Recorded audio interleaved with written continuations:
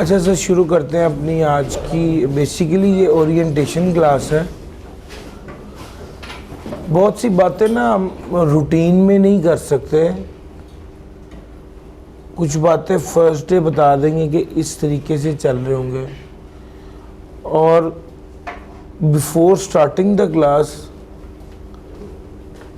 मैं आपसे एक बात ज़रूर कहूँगा कि बच्चों, दो चीज़ें ऐसी हैं, अगर आपको उस पर भरोसा ना हो तो उसे चेंज कर लेना चाहिए। सबसे पहला, टीचर। अगर आप पढ़ रहे हैं, आपने क्लास ली और आप क्लास लेने के बाद सोच रहे हैं पता नहीं सर को खुद भी आता है कि नहीं, पता नहीं सर का अपना भी सीए हुआ या नहीं हुआ। इसका मतलब है कि आप एक तो क्लास में बैठे हैं और 1 घंटा पहले आपने टीचर की बात सुनी है, और फिर उसके बाद 1 घंटा आप वेरीफाई करेंगे कि जो टीचर ने कहा ठीक कहा या नहीं कहा। ये गलत है। इतना टाइम नहीं होता ज़िंदगी में। मैंने आपको 100 घंटे पढ़ाना, 100 घंटे आपने पढ़ा और 100 घंटा उसको वेरीफाई किया। इतना टाइम नहीं होता। ये चीज़ बड़ी क्रूशियल है कि आपको ट्रस्ट करना होता है उस बंदे पर, उस टीचर पर जिससे आप पढ़ रहे हैं। Point number 1। पॉइंट नंबर 2, उस बुक पर जिससे आप पढ़ रहे हैं। अगर आप किताब पढ़ रहे हैं और आपको लगता है कि नहीं, ये किताब में ठीक नहीं लिखा हुआ, मेरी चटीस कह रही है ठीक नहीं है, अब ये एक ऐसा प्रॉब्लम है कि आप किताब को पढ़ेंगे लेकिन ना किताब के अल्फाज एब्जॉर्ब कर सकेंगे और ना आपको यकीन आएगा कि ये ठीक है या नहीं ठीक। प्रॉब्लम में रहेंगे। तो बच्चों, इस चीज़ को मेक श्योर कीजिए, जिस टीचर से पढ़ रहे हैं उस पर ट्रस्ट करें, जिस बुक से पढ़ रहे हैं उस पर एतमाद करें। यानी अनफॉर्चुनेटली मैंने तकरीबन 10 साल हो गए मुझे इस प्रोफेशन में। मैंने 10 साल में जो मेजर चेंज देखा ना, बच्चा एब्जॉर्ब करने से ज़्यादा क्रिटिक मोड में होता है पढ़ते हुए। कि यानी किताब पढ़ रहा है तो जैसे ही एक लाइन समझ नहीं, फौरी तौर पे कहा सर किताब में ये गलती है। मैं ये नहीं कह रहा गलती नहीं हो सकती, हो सकती है, लेकिन इस फ्रेम ऑफ माइंड के साथ पढ़ना कि किताब में गलतियां और मैंने वो गलतियां निकालनी है, वो अप्रोप्रिएट नहीं है। आपने पढ़ा, आप ये सवाल पूछे कि सर इस लाइन की समझ नहीं आई, टीचर पढ़ेगा, देखेगा अच्छा हाँ ठीक है यार, इसको ऐसे पढ़ लो, दैट मेक सेंस। बट जब आप ये कहते हैं कि किताब में गलती है, इसका मतलब क्या है? इसका मतलब है कि आप इस चीज़ को, मतलब आपके पढ़ने का स्टाइल या आपके पढ़ने का जो एटीट्यूड है वो अप टू द मार्क नहीं है। मैं रेकमेंड करता हूँ कि यार ये 6 साल है, ये 6 साल है,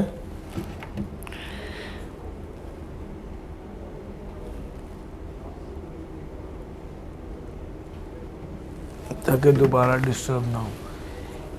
ये 5-6 साल है। इस 5-6 साल में आपने ना नीचे होकर, सर नीचे करके पढ़ना, समझना, अपने आप को बिल्ड करना।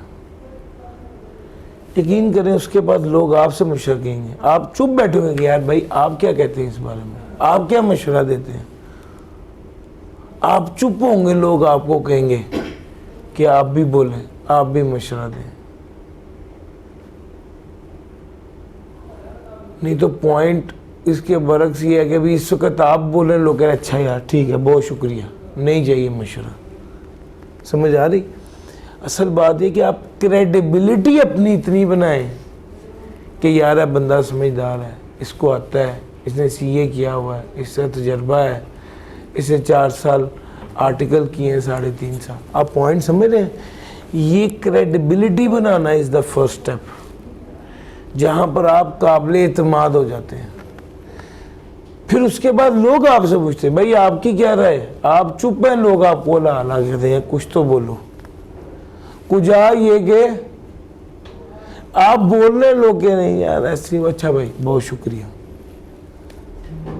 तो इस चीज़ को आपको अंडरस्टैंड करना है, देखना है।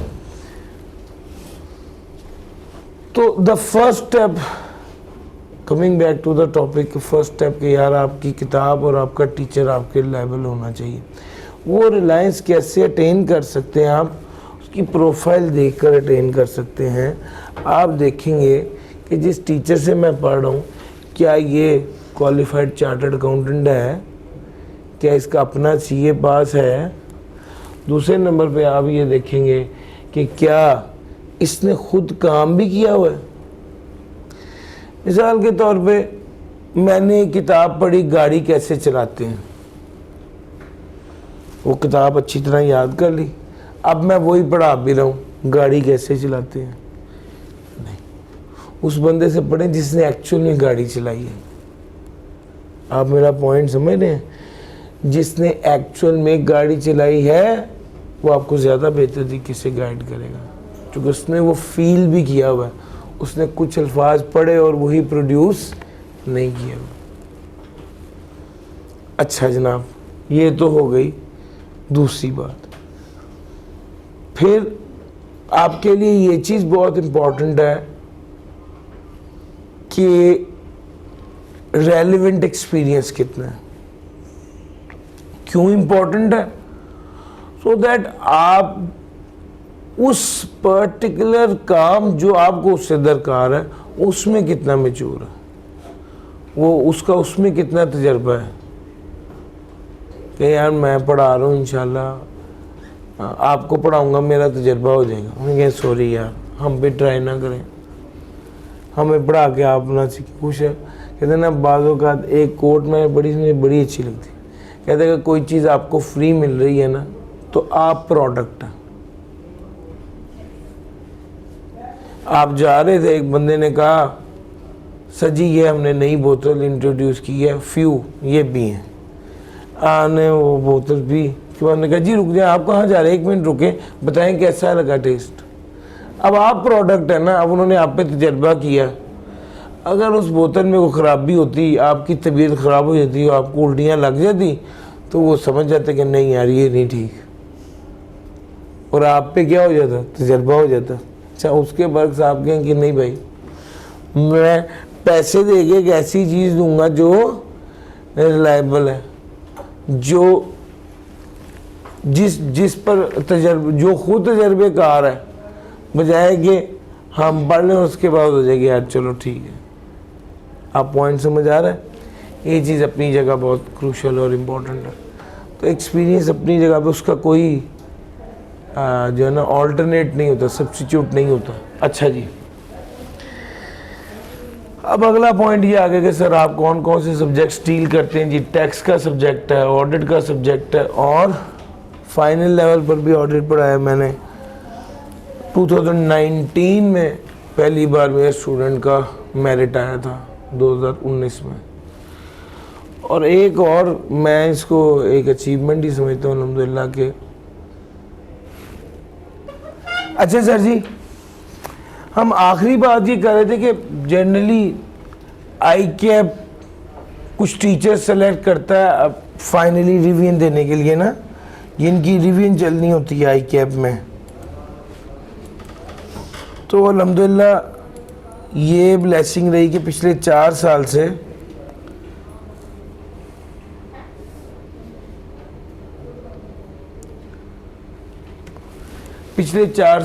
ऑफिशियली आई कैप की जो रिवीजन क्लासेस हैं वो मैं कंडक्ट कर रहा हूँ अल्हम्दुलिल्लाह।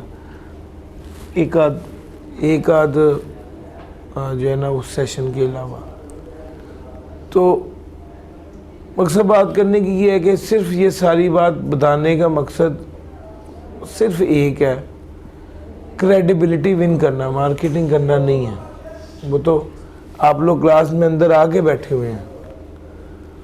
तो ये बात तो नहीं है कि हम आपको कोई चीज़ बहुत स्पेशल कि यार ये देखो ये भी फंक्शन है, नहीं, सिर्फ क्रेडिबिलिटी विन करना कि बच्चा, मैंने आपको बताया टीचर और किताब ये वो होनी चाहिए जिस पर एतमाद हो।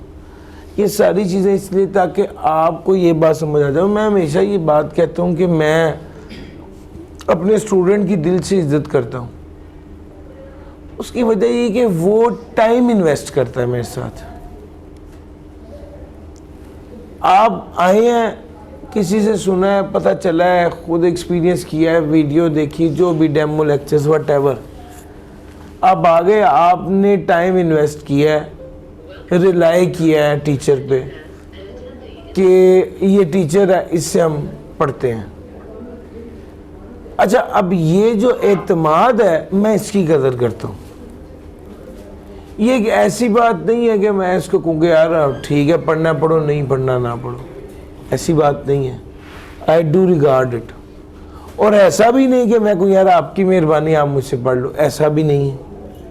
जो आ गया वो मेरे लिए मोहतरम है, जो नहीं आना चाहता उसको हम नहीं कह सकते यार आप आपकी मेहरबानी आप मुझसे ज़रूर पढ़ लो। और जो आ गया अलबत्ता वो ज़रूर हमारे लिए रिस्पेक्टेड है कि वो ये नहीं कि वो आ गया तो चलो जाओ हमारे पे कोई एहसान किया, ऐसी बात नहीं है। एहसान की बात नहीं है, बात ये है कि उसके पास एक टाइम है। ये जो 1 घंटा आप क्लास में बैठे हुए ये ज़िंदगी में कभी दोबारा नहीं आएगा ना, ये 1 घंटा कीमती है। उस 1 घंटे या उस 1 सेशन के लिए जो आप टीचर पे एतमाद कर रहे हैं, ये बहुत बड़ी बात है। उस चीज़ को हम हमेशा रिगार्ड करते हैं और अल्लाह का शुक्र है, उसका सबसे अच्छा रिगार्ड करने का तरीका ये है कि आप कुछ ऐसा डिलीवर करेंगे बच्चा कुछ सीख के घर जाए। असल बात तो ये है ना, ये अभी वेकेशंस में मैं फैमिली के साथ था 2 हफ्ते पहले, उधर नथिया गली, वहाँ पे कुछ स्टूडेंट्स मिल गए। वो अपना हंस खेल रहे थे, खा पी रहे थे, मुझे देखकर वो आए, उन्होंने कहा सर आपके साथ कुछ तस्वीरें लेनी है ये वो। मैंने भी फैमिली को कहा 2 मिनट यार मैं इनको एंटरटेन कर दूँ। यकीन माने किसी के पास किसी के लिए 1 मिनट नहीं है। अगर उन लोगों ने पूरा सेशन पढ़ने के बाद ये रिगार्ड शो किया है तो मैं तो इसकी कदर करता हूँ कि यार वो अपनी सारी एंटरटेनमेंट छोड़ के उन्होंने कहा सर आप हमारे साथ 2 मिनट आ जाइए। और मुझे हंसी आ रही है, मैंने उनसे पूछा ना कि यार क्लास में समझ भी आती रही है कि नहीं। मेरी आदत है कि मैं ना, एक तो क्लास में तो मैंने पूछना ही है, मैं वैसे भी आम रूटीन में, आपका पैशन होता है, आप ज़िंदगी जी रहे होते हैं पढ़ा के, तो मैं अक्सर पूछता हूँ। यहाँ पर कोई वॉक कर रहा था, मैं को 12:30 बजे का टाइम था, तो एकदम एक बाइक बड़ी तेज़ से गुजरी, तो आगे एकदम ब्रेक उन्होंने लगा दी। जो भी बाइक पे थे मैं डर गया, मैं फ़ौरन मोबाइल देखा, मैं गया काम हो गया इससे। तो टाइम भी रात 12:30 को 2 स्टूडेंट थे, वो वापस आ गया अस्सलाम वालेकुम सर। मैं कही यार आपने एक तो इतनी तेज़ी से आ रहे हो, 1 to 5 है, ब्रेक भी लगी है, मैंने तो इन्ना लीला पढ़ ली थी। तो कहता सर हम गुजर रहे थे लेकिन आपको देख के रुक गए।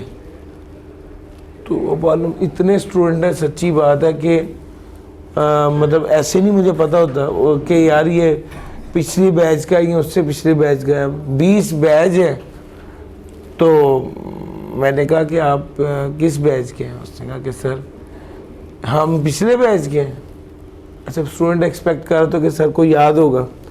मैंने कहा यार मुझे याद नहीं है, अलबत्ता बड़ी खुशी की बात है आप रुक गए। तो मैंने कहा यार वैसे समझ आ जाती थी। कहते आपको क्या लगता है इतनी जाते हुए बाइक रोकी है, अगर ना समझ आती तो तुमने रुकना था।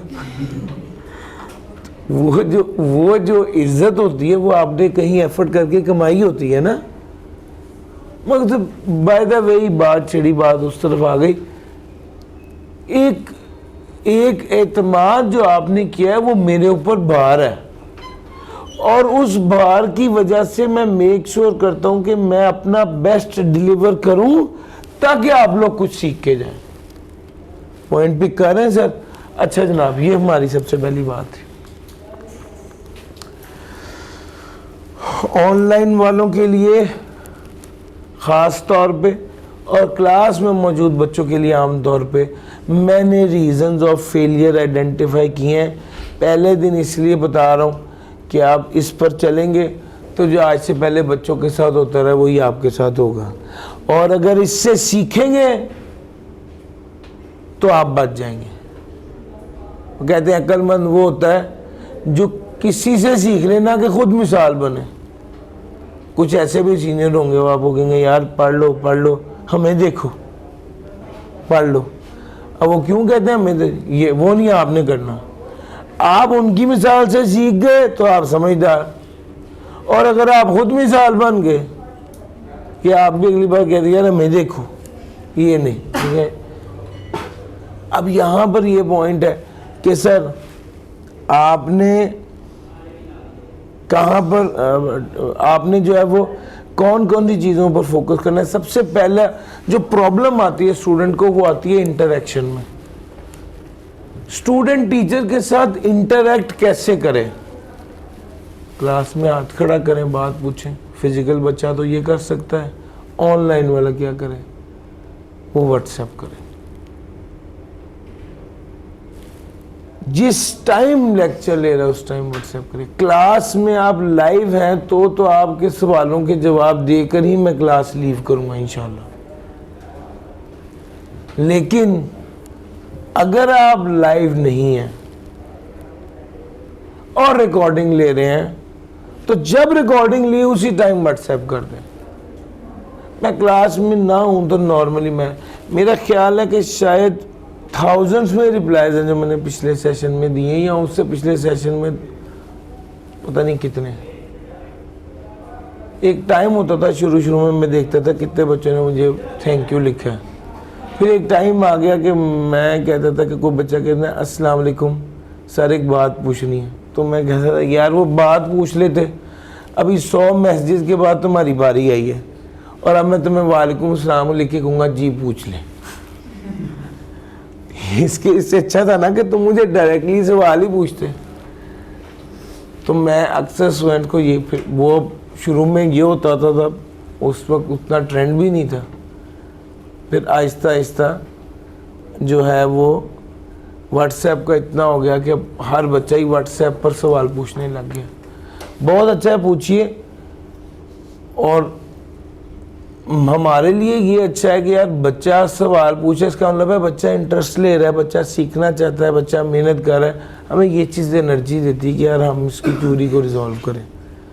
तो जनाब टीचर के साथ इंटरेक्ट करना है। ऑनलाइन वाले बच्चे ने भी कभी सवाल पूछना हो या वो दूसरे शहर है लाहौर आया हो तो मुझे बता दे, मुझसे रब्ता कर ले, मेरे ऑफिस आ जाए, बैठे जो सवाल पूछना पूछ लें। फिजिकल क्लास में मौजूद बच्चों को मैं ये चाहता हूँ कि आप एक दूसरे की रिस्पेक्ट करें। जो बच्चा भी जो सवाल करे, आपको आता है या नहीं आता, आप उसको रिस्पेक्ट दें कि वो सवाल कर ले, ताकि जब आप सवाल करना चाहें आप भी करें। अब एक बच्चा सवाल करता है, 7 साल बच्चा हंसने लग जाता है कि यार ये क्या बोंगी मार रहा है। उसको करने दो यार, कल आपको कोई ऐसी बात आती होगी जो उसको नहीं आती, या कल उसको नहीं आती होगी जो आपको आती है, तो फिर इस तरह तो आपस में क्लैश ही रहेगा। क्लास का माहौल ऐसा होना चाहिए कि हर बच्चा कंफर्टेबल फील करे कि यार मुझे ये बात नहीं समझ आई तो मैं पूछ लूँ।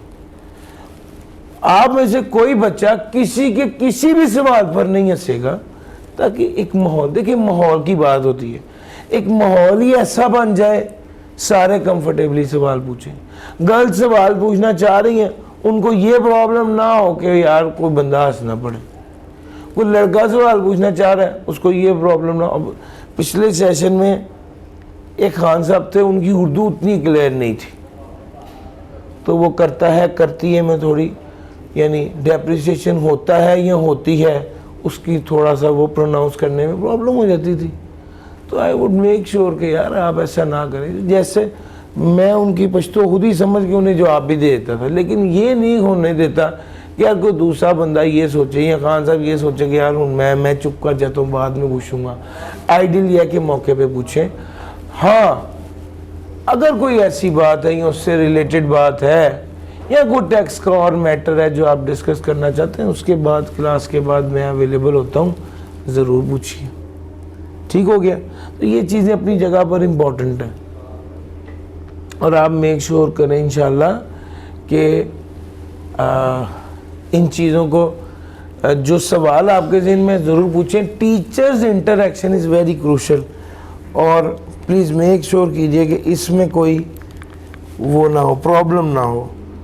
यहाँ पर 032242888078 आप जिस ग्रुप में भी हैं उस ग्रुप में मैं हूँ, नहीं हूँ तो मैं ऐड हो जाऊँगा इंशाल्लाह आज ही में। वहाँ से सिर्फ आपने एक काम करना है। ये जो व्हाट्सएप ग्रुप है, नॉर्मली मेरी स्ट्रेटेजी ये होती है, मैं इसे एडमिन ओनली रखता हूँ।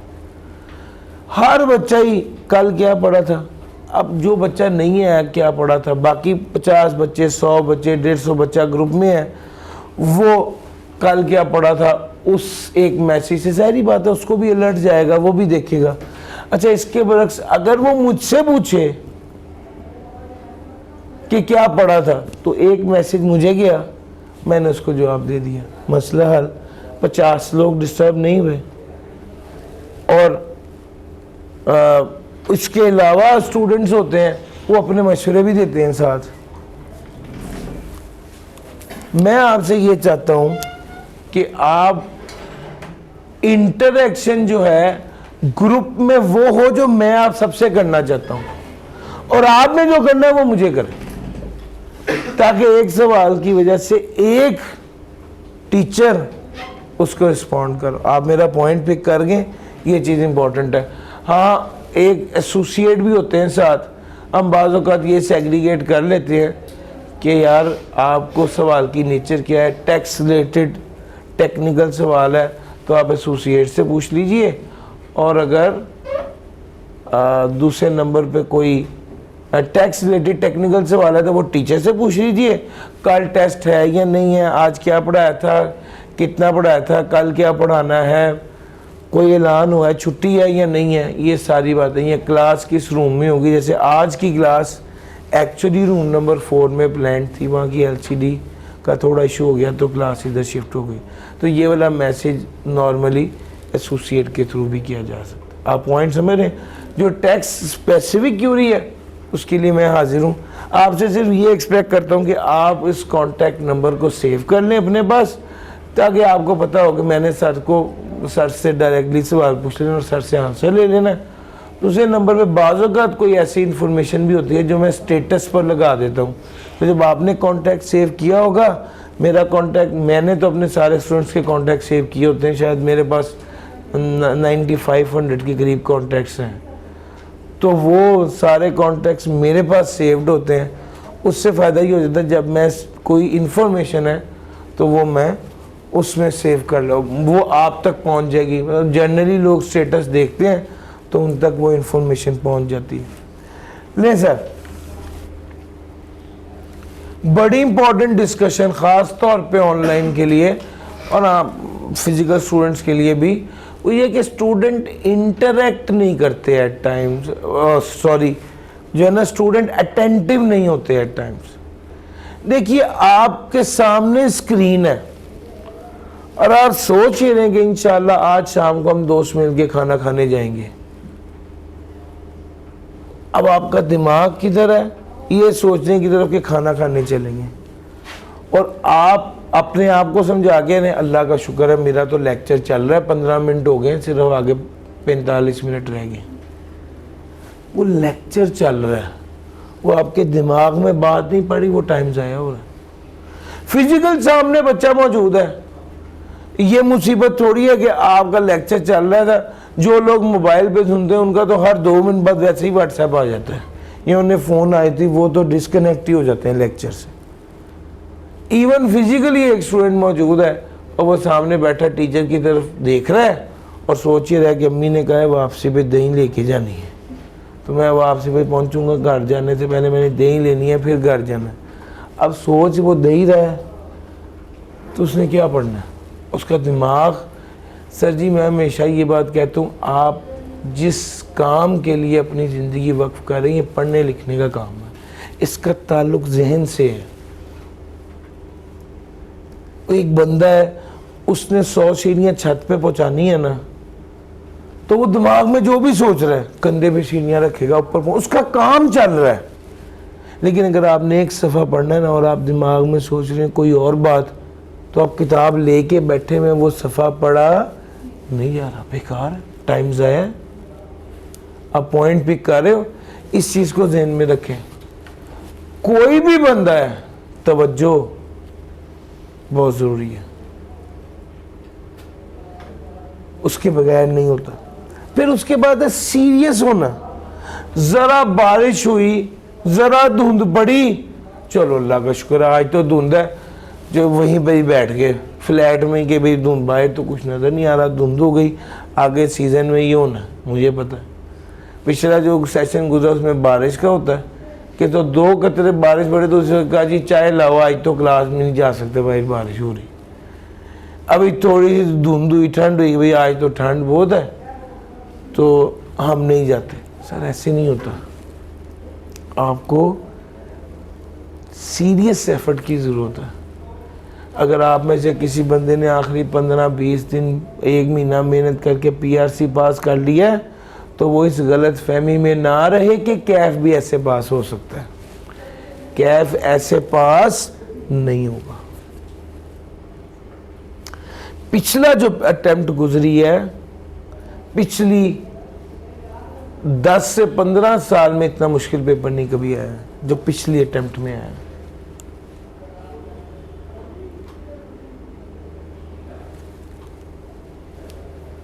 एक मेरा स्टूडेंट है, वो आया हुआ था तो मैंने कहा हाँ भाई, अब वो रेगुलर बच्चा था, मैं फिर कहूँगा वो रेगुलर बच्चा था। उसने कहा सर एक लफ्ज़ भी ऐसा नहीं था जो किताब से ना हो या जो आपने पढ़ाया ना हो। प्रॉब्लम किधर है?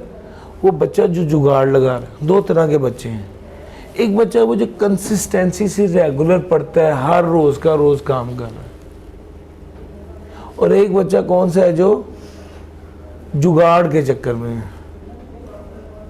कि यार थ्रू आउट द सेशन नहीं पढ़ना, जितना PRC में बहुत से बच्चों ने, आप में से भी बहुत से बच्चों ने किया हुआ, आखिरी महीने बस जोर लगा लिया, उस वक्त दिन रात लिख लिया। ऐसा नहीं होता, कैफ में ऐसा नहीं होगा। कंसिस्टेंसी, और ऐसे नहीं कि बहुत ज़्यादा पढ़ना होता है। एक दिन में 1 घंटा क्लास है, 1 घंटा पढ़ना, बस सिर्फ 1 घंटा, मोर देन इनफ।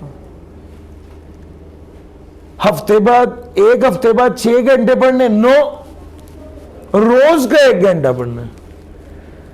यार अल्लाह ताला ने कहा सुबह दोपहर शाम नमाजें, 5 नमाजें कही हैं। एक बंदा कहते हैं नहीं अल्लाह ताला मैं शाम को ना आराम से जब घर पहुंचूंगा ना दफ्तर से तो 5 इकट्ठी पढ़ लूँगा। वो नहीं, दवाई भी ऐसे नहीं हो सकता कि 1 हफ्ते की दवाई उसी वक्त ही पूरी डब्बी डाल के ज़्यादा सारा पानी पी लें। कंसिस्टेंसी है, रेगुलरिटी है तो चलेगा, वरना नहीं चलेगा। सर जब आप सीरियस नहीं होते, क्लास में नहीं आते, क्लास में सीरियसली बैठते नहीं हैं, टेस्ट नहीं देते, रेगुलर नहीं होते, टाइम पे नहीं आते। एक स्टूडेंट है पिछले दिनों मुझे आके मिला तो मैंने कहा यार मुझे पता है आपका, कहते सर मेरा पेपर का इशू था। मैं कहा यार, कहते सर आपको मेरा नहीं पता होगा। मैंने कहा मुझे पता है, आप कभी भी क्लास में टाइम पे नहीं, हमेशा 15 मिनट लेट आते थे। हंसने लग गए, कहते जी सर। मैं कहा ये आपका पास हॉस्टल है, मुझे आपके हॉस्टल भी याद है, बिल्कुल नज़दीक, शायद 3 मिनट का फासला है। तो आपने हॉस्टल नज़दीक क्यों लिया? इसलिए लिया ना कि टाइमली पहुँचो। तो अगर आप वो अचीव नहीं कर रहे फिर क्या फ़ायदा इसका? सर ये चीज़ें ज़रूरी हैं। मैं पहले दिन ये सारी बातें इसलिए हाईलाइट कर रहा हूँ कि खुदा के बंदों, इन चीज़ों पर फोकस किए बगैर गुजारा नहीं होना। क्योंकि पीआरसी में ना स्टूडेंट अनफॉर्चुनेटली इमेज उल्टा कर लेते, फिर करने लगता है तो सारे कहते हैं सीए मुश्किल है, सीए मुश्किल है। जब पीआरसी करता है, पास करता है तो कहते हैं बेवकूफ़ है जो कहता है सीए मुश्किल है, मैंने तो ये हलवा 15 दिन में पढ़ के पास कर लिया। भाईजान वो पूरे सीए की बात कर रहा है, वो पीआरसी की नहीं कर रहा। उसके बाद this is the actual stage. और अक्लमंद हुआ जो पहले ही देख ले ना, आप बाइक चला रहे हैं, सामने स्पीड ब्रेकर आ रहा है, जो अक्लमंद होता है ना वो बाइक की स्पीड पहले ही आहिस्ता कर लेते हैं। स्पीड ब्रेकर के ऊपर जाके अगर वो ब्रेक एकदम मारेगा तो उछल के गिरेगा और क्या होगा। तो सर नज़र आ रहा है कि ये कैफ लेवल है, ये उतना सीधा नहीं है, इसमें रेगुलर पढ़ना पड़ेगा। अब जो अक्लमंद है वो रेगुलर पढ़ेगा, और जब बेवकूफ़ है वो फिर आखिरी महीने में जाएगा। पिछली बार उसके जुगाड़ लग गई थी, पास हो गया था, कैफ लेवल पर फेल होगा, और फिर उसके बाद वो भी लोगों को कहेगा यार इसमें पढ़ लो सीरियसली, हमें देखो पढ़ लो। मेरा मशवरा है कि इस चीज़ को आप देखें, रेगुलर रहना, पंक्चुअल रहना, टेस्ट देना, ये चीज़ें सुपर इम्पोर्टेंट है। रिटन प्रैक्टिस अभी आगे चल के बात करेंगे कि सर 75 नंबर का पेपर न्यूमेरिकल आना है, जिसके लिए रिटन प्रैक्टिस चाहिए। जो बच्चा आराम से देखता है, यार मैं वीडियो देखता हूँ टांग पे टांग रख के, साथ साथ चाय पी रहे, साथ साथ वीडियो देख रहे, जिस तरह वो सर आप कर रहे हैं ना, आपको फीस दी आप कराएं, मैं देख लूँगा अपना, साथ अपनी चाय पी जा रहे हैं, ऐसा नहीं है। आपको याद रखिए, मैं ये बात दावे से कह रहा हूं, आप 10 वीडियोस देखने, 10 घंटे की वीडियोस देखने से बेहतर है 4 सवाल खुद हल कर लें। वीडियो देखने से सवाल करने नहीं आते, सवाल खुद करने से आते हैं। इस चीज को जरूर अपने ज़हन में रखिए। सर ये सवाल मेरा पसंदीदा सवाल है, मैंने इतनी डिस्कशन के बाद कोशिश की कि हम एक चीज़ के में क्लैरिटी ले लें कि यार आप स्टूडेंट हैं, मैं टीचर हूँ। क्योंकि जब बच्चा बिल्कुल आके बैठता है तो सबसे पहले तो ये सोचते हैं, देखते हैं वो भाई क्या करता है, फिर उसके बाद वो आहिस्ता आहिस्ता समझते, अच्छा चलो इससे सीए किया, ये 10 साल से पढ़ा रहा है, चलो मिसाल ले लेते हैं ये टीचर है। अब अगर ये इस पॉइंट तक पहुँच गए तो अब अगला सवाल ये कि यार पढ़ने से पहले क्लैरिटी बड़ी ज़रूरी है। क्लैरिटी किस चीज़ की, आप क्या चाहते हैं, आप क्या उम्मीद लगा के क्लास में आए हैं। हाँ और खोलूँ तो आपने फीस जमा करा कर क्या सोचा, कोई उम्मीद लगाई है ना कि सर आपने सर अली इमरान से पढ़ना है, एक्सपेक्ट क्या कर रहे हैं टीचर से, स्टूडेंट क्या एक्सपेक्ट कर रहा है अपने टीचर से। आवाज़ क्लियर आ रही बिल्कुल जी, क्या एक्सपेक्ट कर रहे हैं।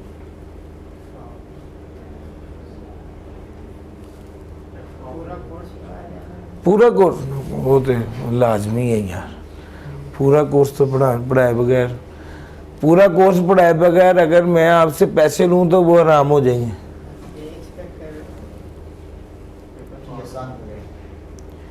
पेपर समझ ऐसे अच्छा ऐसे समझाया जाए कि आपको समझ आए और सब्जेक्ट आसान लगे, यस और नो, और कॉन्सेप्ट क्लियर हो, यस और नो, एक्सटेंसिव प्रैक्टिस हो, यस और नो, और इन सब से बढ़ के पेपर पास हो जाए, ठीक है ना। आपको टेक्स्ट बहुत अच्छा समझ आ गया, आपके 48 आए, आपको ऐसा समझ नहीं चाहिए। आपको टेक्स्ट आधा समझ आया, आप पास हो गए, ये फिर भी बेहतर है। और सबसे बेहतर क्या है, सारा समझ भी आए और पास, ये एक परफेक्ट सोल्यूशन है। ये एक एक्सपेक्टेशन मेरी, मैं ज़ाती तौर पे एज ए स्टूडेंट जब अपने आप को देखता हूँ तो मैं कहता हूँ यार टीचर इतना कारीगर हो, इतना अपने फील्ड का एक्सपर्ट हो कि वो आसान अल्फाज में, आसान एग्जाम्पल्स के ज़रिए हमें कॉन्सेप्ट समझाए, पहली बात। दूसरा, ऐसे पढ़ाए जैसे जिससे पेपर पास हो। अच्छा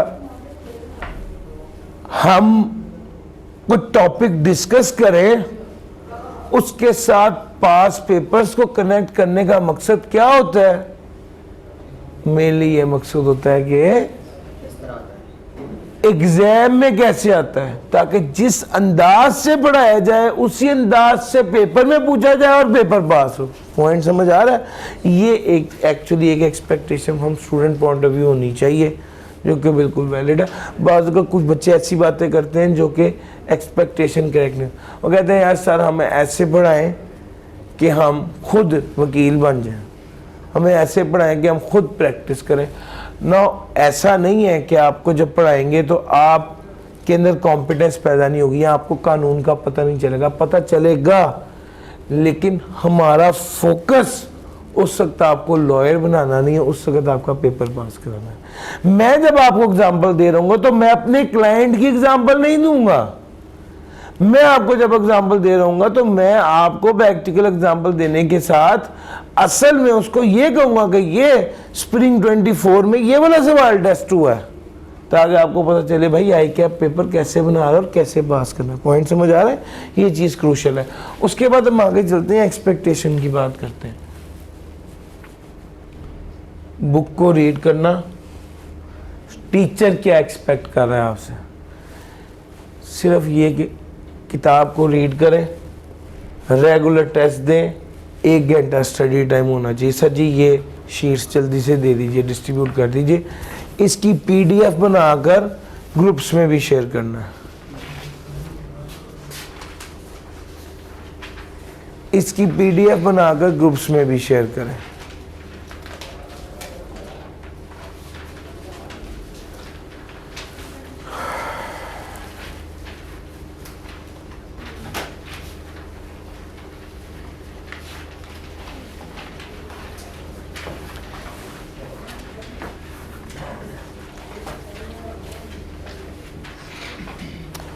सर जी अगर आप इस शीट को गौर से देखें तो सर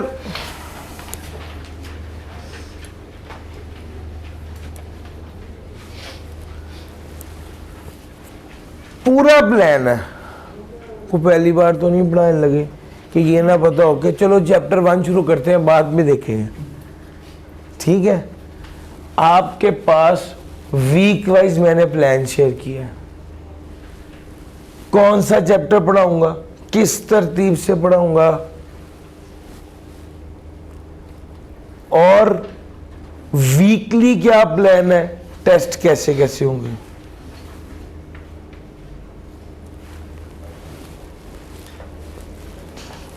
जनरली हर टीचर का पढ़ाने का अपना तरीका है। मैं आपको अपनी मेथडोलॉजी की रीज़न बताता हूँ। मैं सबसे पहले आपको ये समझाऊंगा कि टैक्स क्या है, जो चैप्टर नंबर 1 है। उसके बाद आपको इनकम टैक्स पढ़ाऊंगा, उसके बाद आपको सेल्स टैक्स पढ़ाऊंगा। कुछ teachers straight away sales tax पढ़ाने लग जाते हैं, मुझे वो तरीका उतना अपील नहीं करता। उसकी वजह यह है कि सबसे पहले एक बच्चा है जो कैफ पहली बार पढ़ने लगा, टैक्स पहली बार पढ़ने लगा, मुझे आप ये बताएं, मुझे उसे पहले ये बताना चाहिए कि टैक्स क्या है या पहले सेल्स टैक्स पढ़ाने लगे। मैं मान रहा हूँ कि उसकी वेटेज ज़्यादा है, लेकिन मैंने उसकी कॉन्सेप्ट बिल्डिंग करनी है। तो मुझे सबसे पहले तो उसे ये समझाना पड़ेगा कि सेल्स टैक्स क्या है, ये नहीं टैक्स क्या है ये। और मेरा पॉइंट समझ आ रहा है? फिर उसके बाद मैं इनकम, मैंने अपने 10 साल पढ़ाने से, 10 साल के तजर्बे से ये सीखा है कि आइडियल ये है कि मैं उसे पहले टैक्स बताऊं, उसके बाद इनकम टैक्स पढ़ाऊं और इनकम टैक्स सारी चीज़ें डिटेल में पढ़ाने के बाद लास्ट में जब वो सुपर सीरियस हो उस वक्त सेल्स टैक्स पढ़ाऊँ। सेल्स टैक्स ज़्यादा क्रूशल है और उस 3 चैप्टर्स में से 25 से 30 मार्क्स का पेपर आता है। तो मैं उसको उस वक्त पढ़ाना चाहता हूँ जब बच्चा सबसे ज़्यादा सीरियस होता है, ठीक है? आप मुझे बताइए, आप पीआरसी के पेपर में पहले 2 वीक में ज़्यादा सीरियस थे या आखिरी 2 वीक में ज़्यादा सीरियस थे? लास्ट में। इसका मतलब है कि अगर कोई सुपर इम्पोर्टेंट टॉपिक होगा तो मैं सबसे पहले पढ़ा दूं जब आप अभी खुशी में ही हैं कि शुक्र है मैंने कैफ पास करना शुरू कर दी, उस वक्त पढ़ाएं जब आपने दाखिले की फ़ीस भी दे दिया और आप सुपर सीरियस है कि यार अब हमने बहुत ध्यान से पढ़ना है। मेरा एक्सपीरियंस ये है कि वो एक राइट टाइम होता है जिस टाइम पे स्टूडेंट सबसे ज़्यादा सीरियस होता है सेल्स टैक्स में, उस टाइम पर प्लेस किया हुआ। और शुरू के पीरियड में हमने प्लान किया हुआ है कि हम आपको बेसिक टैक्स से शुरू करें और इनकम टैक्स पढ़ाएं। मैं लास्ट 10 ईयर से इसी पैटर्न पे पढ़ा रहा हूँ और मैंने ओवर द पीरियड देखा है कि यही अप्रोच सबसे बेहतर है। इवन ये कि पहले 1 चैप्टर कराऊंगा, फिर 4th कराऊंगा, फिर 5th, फिर 6th, फिर 10, फिर 9, फिर 7, 8, जब यहाँ तक आ जाऊंगा तो फिर मैं आपका मिड लूँगा। उसके बाद फिर मैं 11, फिर 13, फिर 12, फिर 2 और 3 और फिर इनकम टैक्स के न्यूमेरिकल्स, और फिर उसके बाद 14, 15, 16 चैप्टर फिर सेल्स टैक्स शुरू कराऊंगा। यानी अंदाज़न 13 जनवरी को सेल्स टैक्स शुरू कराऊंगा। 13 जनवरी का मतलब है द लास्ट 3 वीक्स जिसमें आप सबसे ज़्यादा सीरियस होंगे सिलेबस ख़त्म होने की। ये चीज़ें वही बात है कि ओवर द पीरियड पढ़ा कर मैंने रियलाइज़ किया कि this is the best approach जिसको मैं इंशाल्लाह करूँगा। अच्छा, ये एक स्केड्यूल है, गौर कीजिए कितने टेस्ट हैं, 16। हर टेस्ट में 4 सवाल होंगे। तो आप मुझे बताइए कि अगर कोई बच्चा 16 टेस्ट देता है तो कितने क्वेश्चंस खुद लिख के करेगा, 64। एक मिड है, एक मॉक है, उसके बाद जब रिवीजन कराऊंगा तो 5 टेस्ट वो भी होंगे। तो 64 में अगर मैं ये 5 टेस्ट 20 वहां डाल लें और तकरीबन 20 और 40, तो तकरीबन 104 सवाल बनते हैं जो अगर आप मेरे साथ टेस्ट और रेगुलर रहें तो ये आप परफॉर्म करेंगे। और मैं नहीं मानता जिस बच्चे ने 104 सवाल किए हैं वो बंदा फेल हो गया। तरीके से स्ट्रेटजिकली रूटीन में पढ़ना और होता है, और आखिरी 15 दिन में बस 23 से करना। उन दिनों में कोई ये वाले टेस्ट थोड़ी देता है। जो आखिरी महीने में पढ़ता है वो ये वाले टेस्ट थोड़ी परफॉर्म करता है।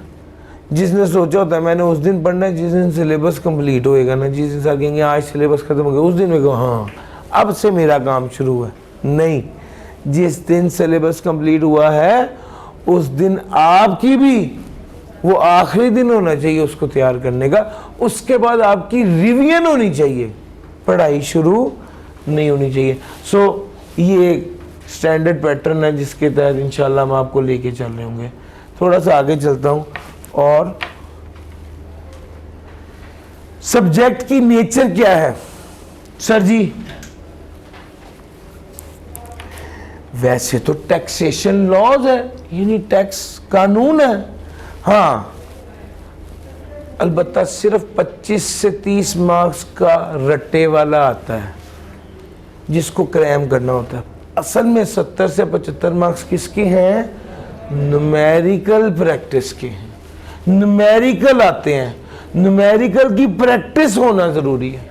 तो आप देखेंगे इंशाल्लाह इतने सवाल 104 जितने टेस्ट उन्हें इसके करीब में आपको सवाल क्लास में भी इतने ही करा रहा हूँ या शायद इससे ज़्यादा ही करा रहा हूँ।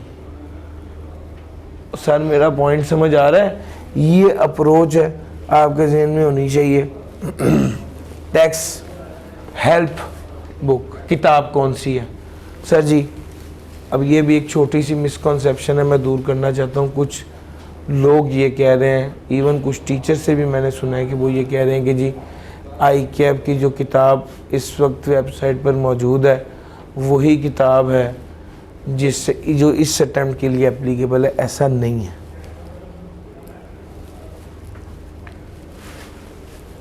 हम 2024 में मौजूद हैं तो 2024 का कानून जो है वो हमारे पेपर में टेस्ट होगा। जो ICAP की इस वक्त किताब है वो फाइनेंस एक्ट 2023 है, वो वाली किताब एप्लीकेबल नहीं है। बल्कि मेरी बात हुई है ICAP में, उनने बताया कि किताब अपडेट होकर 1 वीक में आ जाएगी। तो किताब अपडेट होकर 1 वीक में आएगी। वो वाली किताब जो इस वक्त आई कैप के उस पर है वो एप्लीकेबल नहीं है। पहली तो ये बात है। अब सवाल ये कि हम कौन सी किताब से पढ़ा रहे होंगे।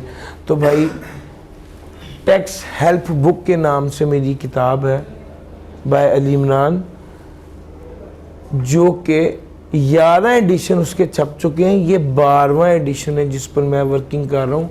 वर्किंग कंप्लीट है।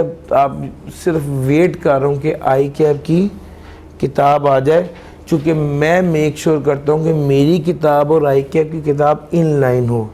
कोई भी बच्चा आई कैप की किताब पढ़ रहा हो तो वो मेरी किताब पर स्विच कर सकता है।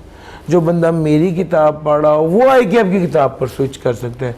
चूँकि मेरी किताब का चैप्टर 4 का यूनिट 3 असल में आई कैप की किताब का चैप्टर 4 का यूनिट 3 है। मैंने उसको कंसाइज किया है, नोट्स बनाए हैं और मेक श्योर किया है कि वो एक्स्ट्रा एग्जाम्पल्स डाले हैं। पास पेपर्स हैं ऑटम 14 से लेकर लेटेस्ट अटेम्प्ट तक के सारे पास पेपर विद अपडेटेड सोल्यूशन है। जो कानून तब्दील हुआ है तब्दील शुदा सोल्यूशन के मुताबिक सारे उसके मैंने सब कुछ उसमें ऐड किया है। बड़ा रिगरस और बड़ा हेक्टिक काम है, अल्हम्दुलिल्लाह हमने वो कंप्लीट किया और मेक श्योर किया कि वो आपके लिए अवेलेबल हो। ठीक हो गया सर जी? जी तो ये अच्छा जी, ये हमारी बात होगी। फिर उसके बाद मैंने आपको बता दिया 12वां एडिशन है हमारी किताब का। और एक छोटी सी बात जो रह गई, आप ज़रा अपने जो फ्लिप साइड ऑफ जो शीट जो मैंने आपको दी सिर्फ उस पर आ जाइए। एक छोटा सा एनालिसिस है। पिछली 6 अटेम्प्ट्स की एवरेज ली हुई है और पिछली 6 अटेम्प्ट्स की एवरेज है और सिलेबस है। जी भाई वो दूसरा ले लीजिएगा। पिछली 6 अटेम्प्ट्स की एवरेज है, उसको कंपेयर किया हुआ है आई कैप जो सिलेबस कह रहा है उसे। आई कैप कहता है पहले 3 चैप्टर में से 5 से 10 नंबर का आएगा, लेकिन पिछली 6 अटेम्प्ट्स की एवरेज निकालें तो वो जनाब 7.3 तकरीबन 7 नंबर का आता है। आई कैप कहता है 60 से 75 मार्क्स का पेपर आएगा, जबकि आया कितने का हुआ है? 65 का। आई कैप कहता है 20 से 30 मार्क्स का पेपर आएगा, जबकि आया कितने का हुआ है? 27 का। और सर समझ आ रही है? यानी सेल्स टैक्स ये 17, 18, 19 नंबर चैप्टर आई कैप कहता है 20 से 30 मार्क्स का आएगा, जबकि आया एक्चुअल में कितने हैं? 27 का। आई कैप कहता है इनकम टैक्स 60 से 75 मार्क्स का आएगा, जबकि आया कितने का हुआ है? यानी जितना आई कैप जो ग्रिड कह रहा है उसके एन मुताबिक ही पेपर भी आ रहे हैं। इस शीट को देने का फायदा, इस शीट को आपने बड़ी एहतियात से अपने पास संभाल के रखना है। क्यों सर जी? जो चैप्टर करेंगे आपको अंदाजा हो जाएगा कि पहले किसी अटेम्प्ट में आए। मैं आपको चैप्टर 3 पढ़ाऊंगा, आप फौरन देखेंगे यार गौर करो, ऑटम 22 में भी, स्प्रिंग 23 में भी, ऑटम 23 में, तो पिछली 5 अटेम्प्ट से लगातार आ रहा है, शायद कि इस बार भी है। और यार मेरा पॉइंट समझ आ रहा है? तो भाई ये शीट बड़े काम की है हर अटेम्प्ट जो है उसके हवाले से। सर जी ये पॉइंट समझ आ गया? उसके बाद लास्ट में बस मैं आपसे ये कहूंगा कि यार सिलेक्टिव स्टडी नहीं करनी। जो मैं आपको किताब दूंगा, नोट्स दूंगा, वही स्लाइड पर लिखा होगा। स्लाइड से पढ़ाऊंगा, नीचे किताब पे देखेंगे वही लफ्ज लिखे होंगे, बाद में उन्हीं को याद करना होगा, तैयार करना होगा और पेपर पास करना होगा। इंशाल्लाह बड़ा स्मूथली हम चल रहे होंगे। आपने कोई सवाल पूछना है तो पूछिए। ऑनलाइन वाला थोड़ी सी आज थोड़ी सी प्रॉब्लम हुई है। इंशाल्लाह आज एलईडी ख़राब हो गई हमारी बड़े बुरे टाइम पर, जिस वजह से हम उसको लेके नहीं चल सके, लेकिन इंशाल्लाह एक्सपेक्ट के कल से ये प्रॉब्लम इंटरनेट वाली नहीं होगी। कोई सवाल आप पूछना चाह रहे हैं तो प्लीज़ पूछिए। जी सर, कोई प्रॉब्लम तो नहीं है? कल चैप्टर नंबर 1 के नोट्स आपके हाथ में होंगे, जब आप आएंगे आपका इस्तकबाल किया जाएगा चैप्टर 1 के नोट्स से, और स्ट्रेट अवे हम अपना पढ़ना शुरू कर देंगे कि टैक्स क्या है। कल इंशाल्लाह ये पढ़ेंगे। आज के लिए इतना ही था। थैंक यू जी, अल्लाह।